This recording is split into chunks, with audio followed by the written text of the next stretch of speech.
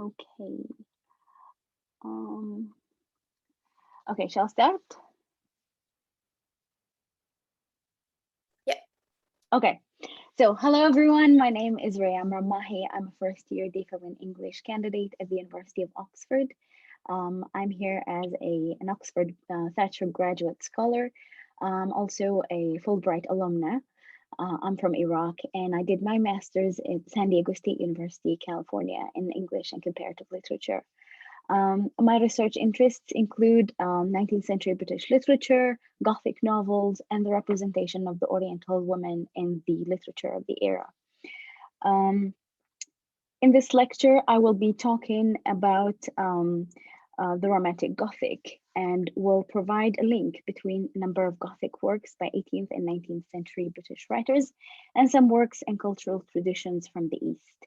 I will discuss the use of black magic and sorcery by women in selected works, and will also talk about the figures of the Jinneeyas, witches, demons, and Afritas, and their reflection in Western literature. I will also discuss the supernatural elements and the Oriental women in these works and their origin in the Arabian Nights. The works I selected are William Beckford's Vathek, which was published in 1786, and Mary Shelley's Frankenstein, which was published in 1818, and of course, the Arabian Nights. I'll start with a definition of Orientalism by Edward Said, um, and then move into a brief account on the source for many of the Oriental tales written by Western writers, which is the Arabian Nights. Orientalism, according to Said, is a critical concept that describes the West's commonly contemptuous depiction and portrayal of the East. Said also argues that Orientalism is inextricably tied to the imperialist societies who produced it, which makes much Orientalist work inherently political and servile to power. By looking at some examples of Orientalist works, one can see to what extent Orientalism can affect literary writing. After the translation of the Arabian Nights into French and English, the Western world witnessed the production of a vast number of works that either largely mimicked the original collection of tales or was indirectly affected by the style or elements of the work. Among the many aspects that were reflected in the Western works was the focus on the Oriental woman. Many male and female writers depicted the Oriental woman as evil or one who possessed superpowers. In many examples, one can find that what many critics see as empowerment of the Oriental women were in fact characters who achieved their goals through the use of sorcery, black magic, or a direct link with magical creatures like jinn and demons. Some of these women even appear to have a command over those creatures. Such portrayal leads the Western reader to believe that Oriental women are either evil or ignorant. The latter was caused by another aspect that found its way in Western fiction, which is women's life at the Eastern harem. Very often we see that the single Oriental female character in a literary work lives or lived in a Western harem, as in the instance of Safi in Mary Shelley's Frankenstein, who is portrayed as an ignorant young woman. To trace the roots of attributing evil and sorcery to women, it's important to look first at instances in the Arabian Nights, since these tales are what led many European writers to form a solid belief that this is the case of all women in the East, and this is how they are usually treated, forgetting the real life cases of prominent women in the East and Islam. Although the Arabian Nights is full of different characters who possess magical powers, the larger number of the characters are women. At the outset of the long series of the stories, the first story that Shahrazad relates to her king is the tale of the first sheikh, in which a man relates that the gazelle that accompanies him was his cousin and wife, turned into this animal as a punishment for using sorcery. The man says that after being with her for 30 years and not having any children from her, he takes a concubine who bears him a son. Out of jealousy, the wife turns the boy into a calf and the concubine into a cow. She possesses this power because she, quote, had been initiated since childhood into sorcery and the lore of enchantment, unquote. Other stories show that even kings' daughters possess knowledge of witchcraft, including the king's daughter in the tale of the second calendar, who learned sorcery when she was a child from an old woman at her mother's house. The young girl tells her father, "Since then I have studied even more deeply and know now nearly 170 codes of necromancy, by the least of which I could remove your palace with all its stones, even the whole city itself, to the other side of Mount Kaf, and turn your country to a sheet of water in which the people should swim in the form of fishes." Unquote. Besides witches, there are also jinnias and afritas, which probably were another source for the Western portrayal of the Oriental woman as evil or one who has supernatural powers. The jinn, the feminine form of which is jinniya, are supernatural creatures in early pre-Islamic Arabian and early Islamic mythology and theology. Jinn are often mentioned together with the devils, and together, all these creatures are usually responsible for misfortune, possession, and diseases. Afritas, on the other hand, are the feminine forms of a powerful type of demons in Islamic mythology. They are associated with the underworld and also identified with the spirits of the dead. These two types of creatures are often referred to in the Arabian Nights, and some of them control the human characters in the stories. Among the best examples of the Orientalist tale that was inspired by the Arabian Nights is William Beckford's Gothic novel Vathek. The work can be considered historical in its presentation of some real characters from the Islamic culture, like the main character, the Caliph Vathek, and his mother, Carathis. The novel tells the story of the caliph's fall from power and how he renounces Islam. Together with his mother, they engage in licentious and deplorable activities designed to gain him supernatural powers. Carathis is the most prominent and dangerous character among the others. She, quote, "who never lost sight of her great object, which was to obtain favor with the powers of darkness, gains command over devils, jinns, and even Iblis, who is the leader of the devils in Islamic culture and equals Satan." With such powers, Carathis is able to reverse the course of events in the story, and due to her plans, her son falls into his tragic end. This portrayal is the reverse of the history of the real woman with the same name, who was the mother of the Caliph al-Wathiq. She was a charitable woman, according to many historical sources, and she was among the prominent women of her time. In the novel, however, Carathis begins with evil yet minor counsels to her son, but as the story unfolds, we can see that she causes her own and her son's tragic ends. Carathis becomes Iblis's representative on earth, and she defies the holy orders from heaven by God and Prophet Muhammad. In the introduction to the 1928 edition, critic Ben Ray Redman asserts that as a boy, William Beckford clung to the Arabian Nights, swallowed them whole, and never forgot them. The characters of Vathek are plainly those that long haunted the boy who had swallowed the Arabian Nights. Apart from the architectural impact of the Nights on Vathek, represented by the detailed descriptions of the caliph's palaces, as well as what they contained of servants, slaves, and food, which received much scholarly attention, other aspects are highly derived from the Nights. After hearing an ominous prophecy from a merchant who arrives at the palace where the caliph resides, the latter is described as follows. The caliph nevertheless remained in the most violent agitation. He sat down indeed to eat, but of the 300 covers that were daily placed before him, could taste of no more than 32. A diet to which he had been so little accustomed was sufficient of itself to prevent him from sleeping. What then must be its effect when joined to the anxiety that preyed upon his spirits? Carathis, apprehensive of leaving Vathek to himself, caused him to be put to bed, and seating herself by him, endeavored by her conversation to heal and compose him. Nor could anyone have attempted it with better success, for the caliph not only loved her as a mother, but respected her as a person of superior genius. It was she who had induced him, being a Greek herself, to adopt all the sciences and systems of her country, which good Muslims hold in such thorough abhorrence. Unquote. As the events progressed, we clearly see that Carathis' powers and association with the evil world are directly mentioned, and we can also see that she ultimately turns the world of the novel into a sin city, as in the following example, where she descends to a secret chamber to perform black magic. By secret stairs, known only to herself and her son, she first repaired to the mysterious recesses in which were deposited the mummies that had been brought from the catacombs of the ancient pharaohs. Of these, she ordered several to be taken.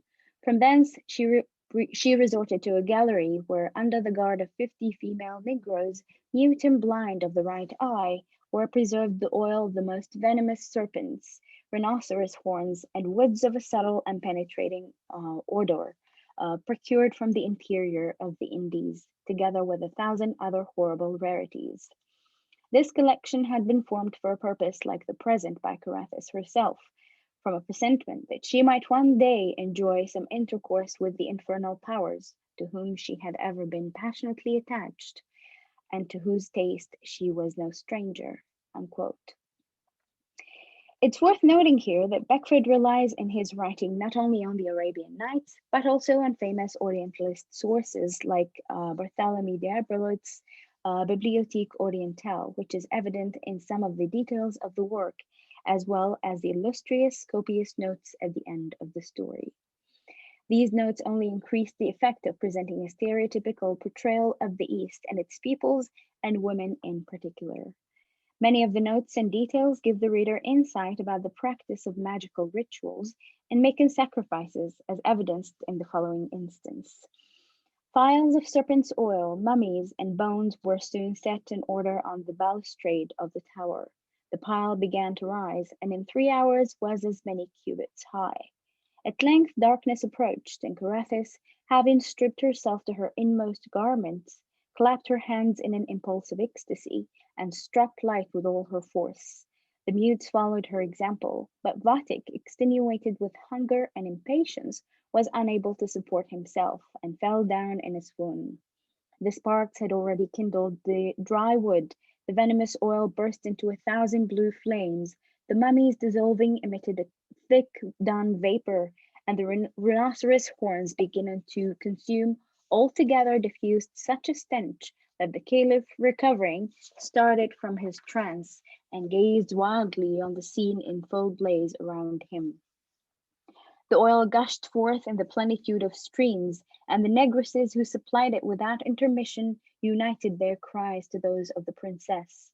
At last the fire became so violent, and the flames reflected from the polished marble so dazzling, that the caliph, unable to withstand the heat and the blaze, effected his escape and clambered up the imperial standard. This quote is among many others that show the writer's interest in presenting instances of the dark practices from the far lands of the East. Commenting on such portrayal or the motives for such representations, critic Shen Ashkenazi asserts in an essay entitled Romantic Attitudes Toward Oriental Despotism that of course there are many things shared by several of these romantics, although not all of them shared the same things.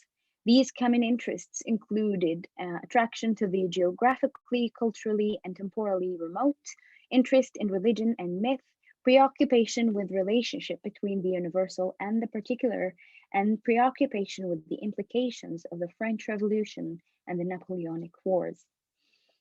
The focus on Carathis as a powerful evil woman continues, and at one moment towards the end, Carathis blatantly tells her son, "Glutton that thou art, were it not for me, thou wouldst soon find thyself the commander only of pies," as his subjects abjure their faith to him and instead follow his brother. But even when a voice from heaven tells Vathek to drive Carathis from his counsels, he still follows his mother till their doom. Towards the end, she mounts the back of Afrit, which is a powerful type of demon in Islamic mythology, and arrives to where her son waits for her, and they both descend to abysses looking for treasures. When she emerges, she is described as follows. As Carathis was emerging from one of the abysses, Iblis stood forth to her view. But notwithstanding he displayed the full effulgence of his infernal majesty, She preserved her countenance unaltered, and even paid her compliments with considerable firmness.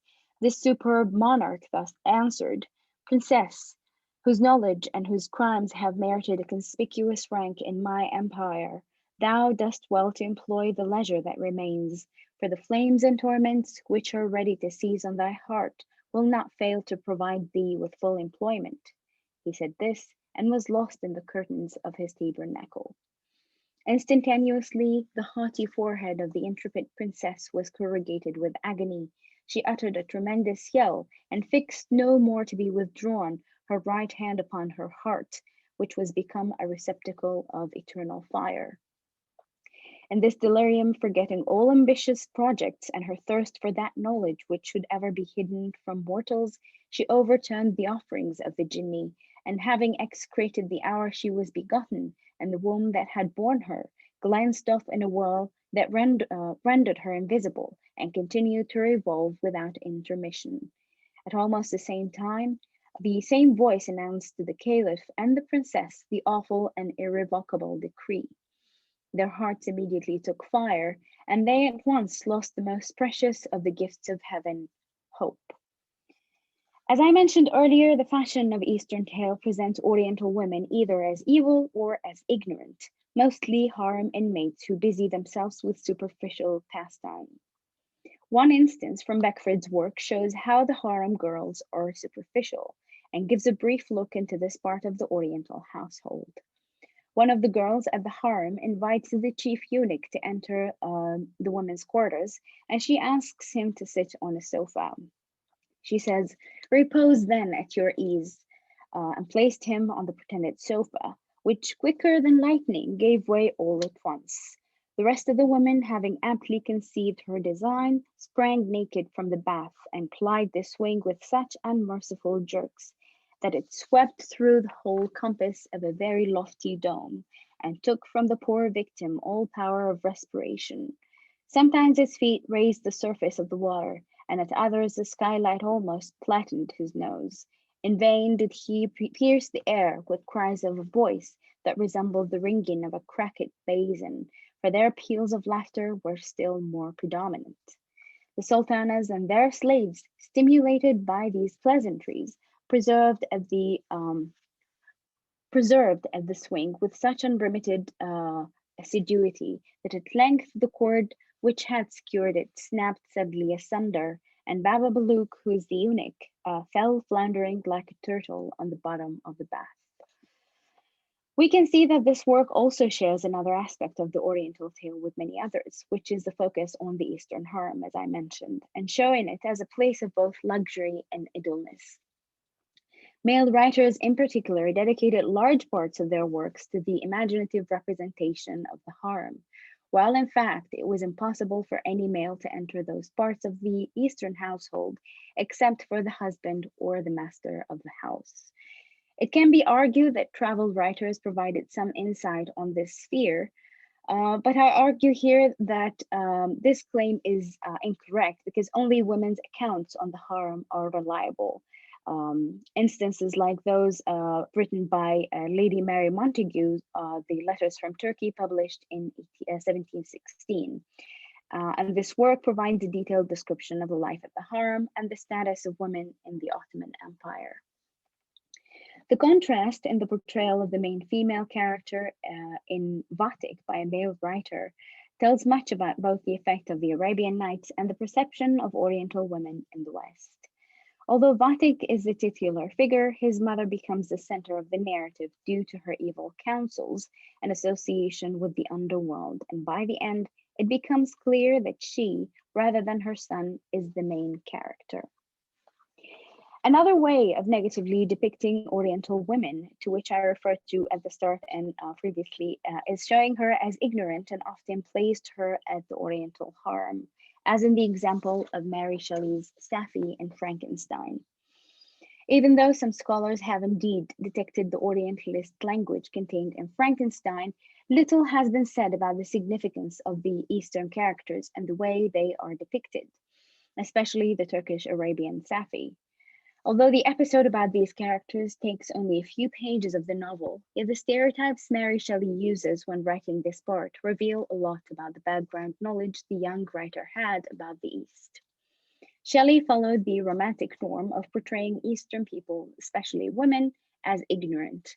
The Arabian Safi is the character that highlights Shelley's Orientalist language, and it is through the details of her history and arrival at the Western lands that the reader gets the full picture of how the Western world perceived the Eastern women, especially those living in Turkey and under the Islamic law. Safi's parents, details of her background, her letters, and her physical appearance are proofs of her inferiority. The De Lacy episode highlights the novel's misrepresentation of Eastern and Muslim women. After wandering from one village to another, Victor Frankenstein's creature arrives at a cottage inhabited by a blind old man named De Lacy, who lives with his son Felix and his daughter Agatha. This family is exiled from France. The creature observes their daily life through a chink in a wall and narrates the arrival of the exotically beautiful Turkish Arabian Safi, who is Felix's lover. The monster later takes possession of the letters these two lovers exchange, and from them he recounts the events that led this lady to run away from the tyrannies of her Muslim father in Turkey and the oppressive life at the Turkish harem. Through the stereotypes contained in this portrayal of the life of the harem, the reader gets an imprecise description of the status of women in the East and under the Islamic law. Among the many literary and philosophical works that inspired Shelley's depiction of the life in the East is her mother's work, A Vindication of the Rights of Women, which contains similar misconceptions about Muslim and Eastern women. Both texts rely heavily on harem imagery to highlight the superiority of the West in contrast to the inferiority of the East. In The Vindication, Wollstonecraft accuses all women in the harem of leading superficial lives that mainly focus on satisfying the sexual needs of the master or the sultan. One of the effects of The Vindication on Frankenstein can be traced through Safi's story. Through the monster's narrative, the reader becomes aware that though the monster is at the earliest stages of learning through observation and eavesdropping, he learns from the language lessons bestowed on Safi by Felix faster than Safi does. Another part that highlights the misconception about the harem is through the monster's narrative of the contents of Safi's letter, in which she gives a full account of her life and that of her mother, with the help of a calligrapher who has knowledge of French. Safi also narrates that her mother was a Christian Arab, seized and made a slave by the Turks. Recommended by her beauty, she had won the hearts of the father of Safi, who married her. The young girl spoke in high and enthusiastic terms of her mother, who, born in freedom, spurned the bondage to which she was now reduced. She instructed her daughter in the tenets of her religion and taught her to aspire to higher powers of intellect and an independence of spirit forbidden to the female followers of Muhammad. This lady died, but her lessons were indelibly impressed on the mind of Safi, who sickened at the prospect of again returning to Asia and being immured within the walls of a harem, allowed only to occupy herself with infantile amusements, ill-suited to the temper of her soul, now accustomed to grand ideas and a noble emulation for virtue. The prospect of marrying a Christian and remaining in a country where women were allowed to take rank in society was enchanting to her. The various parallels between this story and that of a Turkish sultana named Safi makes it relevant to relate historical account of the latter to show how major was the impact women at the harem made on the politics of society of the Ottoman Empire. Said to be a descendant of an Albanian origin, Safi Sultan was the consort of the Ottoman Sultan Murad III. She was taken a slave and spent 10 years at the harem. She was a Roman Catholic, converted to Islam, and was given the title the Queen Mother after giving birth to the Sultan Muhammad III. Her husband continued consulting her on political matters, especially after his mother's death. Safi engaged in diplomatic affairs and continued supporting the Republic of Venus. She was a charitable woman who sponsored the construction of schools, water fountains, mosques, and public kitchens. She was also ranked higher than the Sultan's own sisters and aunts, the princesses of the dynasty. Safi's impact on the diplomatic relations of the Ottoman and British empires is evident in the continuous correspondence between herself and Queen Elizabeth I. Many letters show that Safi was invested in maintaining good relations with England and that both queens were aware of their impact on the politics as women. It's suggested by some critics that Queen Elizabeth may have valued the existence of this channel of communication with the Ottomans, whom her government was so assiduously courting. The original letters are kept in the British Museum, and one of them is said to be meticulously written and sprinkled with gold dust. It's written with the help of a calligrapher, and in this letter, Safi introduces herself as the Queen Mother and promises to use her influence at court to help advance Queen Elizabeth's goals as one member of royalty to another. Such kind of diplomatic relations between Eastern and Western royal women affected the politics of both empires and could hardly be unknown to such well-informed writers like Mary Wollstonecraft and Mary Shelley. Through a re-examination of the narrative of the monster in Frankenstein, it's implied that Safi is beautiful but ignorant, quote unquote, a slothful Asiatic, who despite being taught by her mother to aspire to higher powers of intellect, is still affected by the shallow life she led at the harem before her arrival at the de Lacy cottage. It's vague why Shelley chose this character rather than de Lacy's daughter, for instance, to show a similar difficulty in language learning, bearing in mind that this family is exiled too and in need for learning a foreign language. While the monster can make sense of sounds, letters, and words, Safi only uses signs and gestures. The monster says, "My days were spent in close attention, that I might more speedily master the language, and I may boast that I improved more rapidly than the Arabian, who understood very little and conversed in broken accents, whilst I comprehended and could imitate almost every word that was spoken." In addition to these details, Safi's name is another evidence that she was intentionally othered in the novel. Not only does she lack her unique voice and history, but she is also denied her own identity as a woman, since her name is a male name in Arabic and the feminine form is Safiya. Overall, it may be said that Shelley attempted to raise awareness about the injustice done to women at the harem, and that she stressed that beauty alone is not sufficient for women to survive, yet it remains vague as to why she did not use one of her Western female characters to show the danger of being, quote, unacquainted with the language of the country and utterly ignorant of the customs of the world. Thank you.